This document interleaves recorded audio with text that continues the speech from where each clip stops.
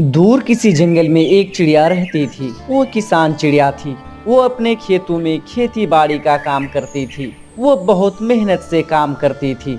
उस किसान चिड़िया के पास एक गाय भी थी। किसान चिड़िया अपनी गाय का दूध निकालती, कुछ दूध घर में रखती और कुछ दूध बेच देती।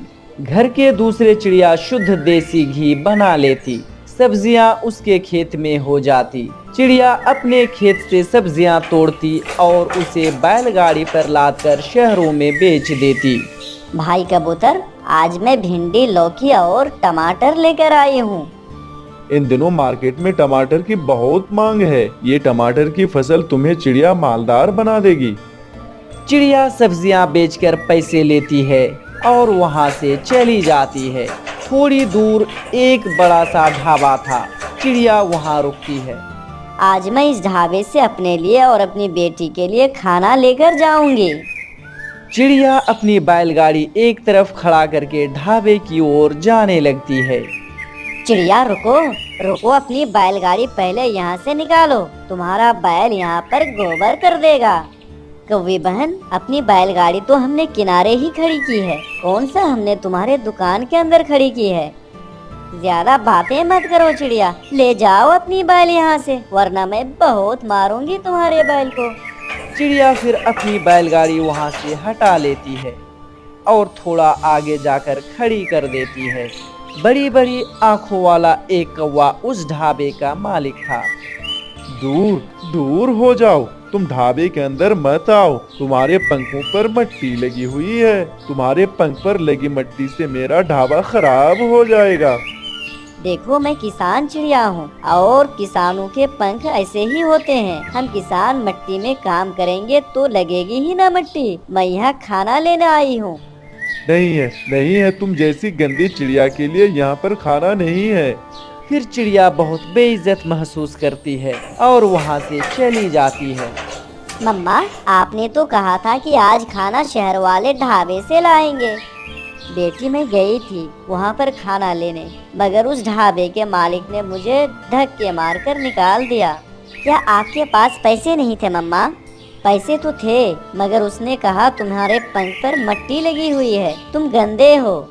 मम्मा, अगर हम किसान फसलें ना उगाएं, सब्जियां शहर तक ना पहुंचाएं, तो ये शहर वाले भैया कैसे जिंदा रहेंगे? सबके ढाबे और सबके कारोबार बंद हो जाएंगे। मम्मा, सबके कारोबार बंद हो जाएंगे। बस बेटी, यही बात तो सोचते नहीं है बड़े बड़े शहरों में रहने वाले लोग। फिर दूसरे दिन चिड़िया अपने चावल की फसल काटते हैं और उस चावल की फसल को बोरियों में भरते हैं। चिड़िया फिर से अपनी बैलगाड़ी में लादते हैं और शहर वाले जंगल में चली जाती है। चिड़िया अपनी बैलगाड़ी पर जा रही थी कि चिड़िया का बैलगाड़ी कौवी के दुकान के सामने गोबर कर देती है। इस चिड़िया के बैल ने तो मेरा जीना हराम कर रखा है। कौवी गुस्से से चिड़िया के बैलगाड़ी के पीछे जाती है और जाकर उसे रोक लेती है। पीछे हटो और जाकर मेरी दुकान के सामने से गोबर हटाओ। कौवी बहन, भला जानवर को क्या मालूम है कि उसे कहाँ गोबर करना है और उसे कहाँ गोबर नहीं करना है। जब तक तुम वो गोबर नहीं हटाओगी चिड़िया, तब तक मैं तुम्हें जाने नहीं दूंगी। फिर चिड़िया अपनी बैलगाड़ी एक तरफ लगाकर गोरी कौवी के दुकान के सामने जाती है और वो गोबर हटा देती है। अगर हम किसान बैलगाड़ी लेकर शहर न आए तो तुम सबके कारोबार बंद हो जाएंगे।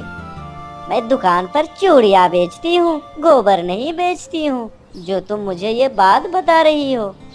यहाँ पर बैठे बातें करना आसान है गोरी बहन। एक बार खेतों में जाकर काम करके देखो, तब पता चलेगा तुम शहर वाले पक्षियों को। ये कहकर चिड़िया वहां से चली जाती है और आकर चावल की फसल गोदाम में रख देती है और अपने पैसे लेने के लिए कबूतर के दफ्तर में जाती है। चिड़िया, तुम यहाँ से चली जाओ। यहाँ पर एसी चल रहा है, तुम बाहर जाकर बैठ जाओ, मैं तुम्हारा हिसाब बनाता हूँ। कबूतर भैया, मुझे भी थोड़ी एसी की ठंडी हवा लेने दें। मुझे पसीने की बू आ रही है तुम में से। तुम यहाँ से बाहर जाओ, नहीं तो मैं तुम्हें यहाँ से धक्के मारकर बाहर निकाल दूंगा। कबूतर भैया, हम किसान खून पसीना एक करके तुम्हारे लिए अनाज लेकर आते हैं। जिस दिन हम किसानों ने पसीना बहाना छोड़ दिया, उस दिन तुम शहर वालों के एसी भी बंद हो जाएंगे। फिर चिड़िया बाहर जाकर बैठ जाती है। आज चिड़िया की आंखों में आंसू आ जाते हैं। कोई मुझे गंदी बोलता है, कोई कहता है मेरा बैल शहर में आकर गोबर ना करे, और किसी को मेरे पसीने की बू आती है। मैं भी आज के बाद शहर वाले जंगल में नहीं जाऊंगी। देखती हूँ कैसे जी पाते हैं ये शहर वाले गांव के पक्षियों के बिना। फिर चिड़िया पैसे लेती है और वापस अपने घर की ओर रवाना हो जाती है। 10 दिन गुजर जाते हैं। चिड़िया ना तो सब्जियां लेकर शहर जाते हैं और ना ही अनाज, क्योंकि चिड़िया दूसरे गांव जाकर अनाज बेचने लगती है। तभी गोरी कौवी तोते से कहती है, तोते, मुझे ताजे ताजे 2 किलो टमाटर दे दो। टमाटर? वो कहाँ से? मैं तो बहुत परेशान बैठा हुआ हूँ। 10 दिनों से बैठा हूँ, मक्खियाँ मार रहा हूँ। किसान अपनी सब्जियाँ लेकर शहर नहीं आ रहे हैं। हम शहर वाले पक्षियों ने उसे बेइज्जत करके हमने उसे नाराज कर दिए। दोस्तों, इसलिए बोलते हैं कि लालच बुरी बला है। किसी जंगल में बहुत सारी चिड़िया रहा करते थे। एक दिन सभी चिड़िया एक जगह मिलकर बातचीत करते हैं। इस जंगल में कोई चील नहीं है, शुक्र है, वरना वो हमें नुकसान पहुंचा देती। और कालू कौवा, वो देखो तुम्हारे पीछे चील। काली जबान से जो भी बोलता है सच हो जाता है। अरे रुको तोता, हम इस चील को हमारे जंगल में नहीं रहने देंगे। तभी वो चील सभी पक्षियों के पास आते हैं और बोलती है, मेरा नाम माही चील है और इस जंगल में मैं रहने आई हूँ।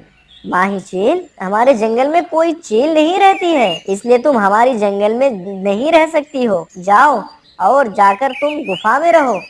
अरे टूनी, हमारे जंगल में तो भोजन नहीं मिलता और इस जंगल में तो भोजन आसानी से मिल जाता है। अरे बाप रे, अब जालिम चील तो पेट भरने के लिए हमारे जंगल के सभी चिड़िया को खा जाएंगे।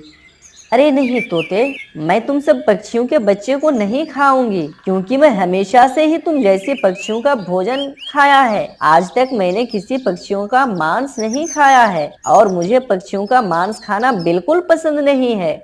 अरे पक्षियों, इस पक्षियों की बातों पर विश्वास नहीं करना, ये जरूर हमारे पक्षियों को नुकसान पहुंचाएगी।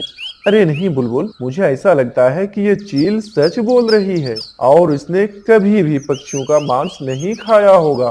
तभी कालू कौवा मन ही मन सोचती है, अगर ये चील इस जंगल में रहेगी और अगर मैंने इस चील से पक्की वाली दोस्ती कर ली तो सब पक्षी मुझसे डरेंगे और मीनू चिड़िया के बजाय सब पक्षी मेरी बात मानेंगे। दोस्तों, यदि आपको इस कहानी को पूरा देखना है तो आप हमारे चैनल को लाइक और सब्सक्राइब करें ताकि इस कहानी का पूरा पार्ट देख सकें। फिर मिलते हैं अगले वीडियो में। वीडियो देखने के लिए बहुत बहुत धन्यवाद।